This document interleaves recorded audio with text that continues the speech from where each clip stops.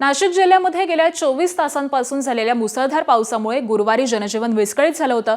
शहरात गेल्या 24 तासांमध्ये 132 मिलीमीटर पावसाची नोंद झाली आहे। गोदावरी नदीनं प्रथमच धोक्याची पातळी ओलांडली, त्यामुळे यंदाच्या वर्षातील पहिल्या पुराची अनुभूती नाशिककरांना मिळाली आहे। रामसेतू पूल पाण्याखाली गेलाय, तर दुतोंड्या मारुतीच्या हनवटीपर्यंत गोदावरीचं पाणी गेल्याचं पाहायला मिळतंय।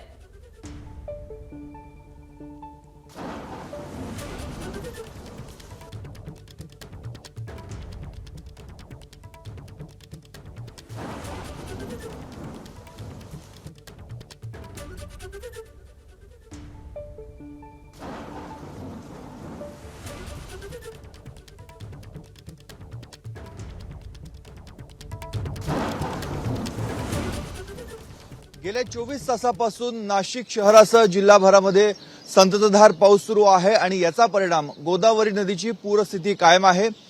मध्यरात्री देखील मुसळधार पाऊस झालेला होता, त्यामुळे गोदावरी नदीच्या पाण्याच्या पातळीमध्ये अधिक वाढ झालेली होती। आपण आता नदी काठावर आहोत आणि रस्त्यावर आहोत। हे सगळं गोदावरी नदीचं जे पात्र आता बघायला मिळतंय, मात्र हा गोदा काठावरचा रामकुंड परिसरामधील रस्ता आहे आणि या रस्त्यावर गुडघ्याहून अधिक उंचीचं पाणी, म्हणजे साधारणतः 1 ते 2 फूट उंच पाणी आता या रस्त्यावर आपल्याला बघायला मिळते। हा रस्ता खालच्या बाजूला गाडगे महाराज पुलाच्या दिशेने जातो, तर दुसऱ्या बाजूने येणारा जो रस्ता आहे हा मालेगाव स्टँड कडून येतो। समोरच्या बाजूला जी मंदिरं आपल्याला बघायला मिळत आहेत, ही मंदिरं साधारणतः 15 ते 20 फूट उंचीची मंदिरं आहे। काल ज्या ठिकाणी रेस्क्यू ऑपरेशन राबवण्यात आलेलं होतं ते समोरचं मंदिर आहे। म्हणजे कालच्या तुलनेमध्ये आणि आजच्या तुलनेमध्ये पाण्याचा विसर्ग मोठ्या प्रमाणामध्ये झालेला आहे। खरं तर रात्रीच्या सुमारास पाण्याचा विसर्ग इथला जास्त होता, त्यामुळे दुतोंड्या मारुती देखील पाण्याखाली गेलेला होता। आता पाण्याचा जो विसर्ग आहे तो काही प्रमाणामध्ये कमी झालाय। याचं कारण मध्यरात्रीच्या तुलनेमध्ये पहाटेच्या सुमारास पाऊस जरा कमी झालेला आहे, तरी देखील होळकर पुलापासून 23,000 क्युसेक वेगानं पाण्याचा विसर्ग हा सुरू आहे। त्यामुळे गोदावरी नदीची पूरस्थिती कायम आहे। गोदावरी नदीला पूर आलेला आहे।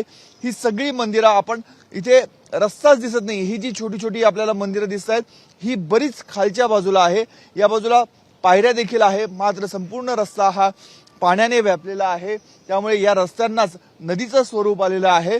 त्यामुळे हा जो रामकुंडाच्या बाहेरचा मोठा चौक होता, या चौकामध्ये पाणी गेलेलं आहे। त्यामुळे आज इथे जे दशक्रिया विधी, इतर धार्मिक विधी पार पडतात त्यांना देखील अडचणींचा सामना करावा लागणार आहे।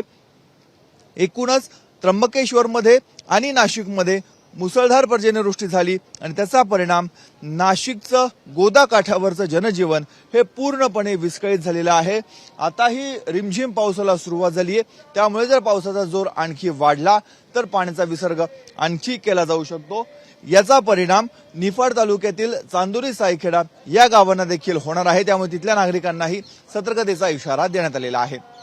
कॅमेरामन किरण कटारेसह मुकुल कुलकर्णी, एबीपी माझा, नाशिक। एबीपी माझा, उघडा डोळे बघा नीट।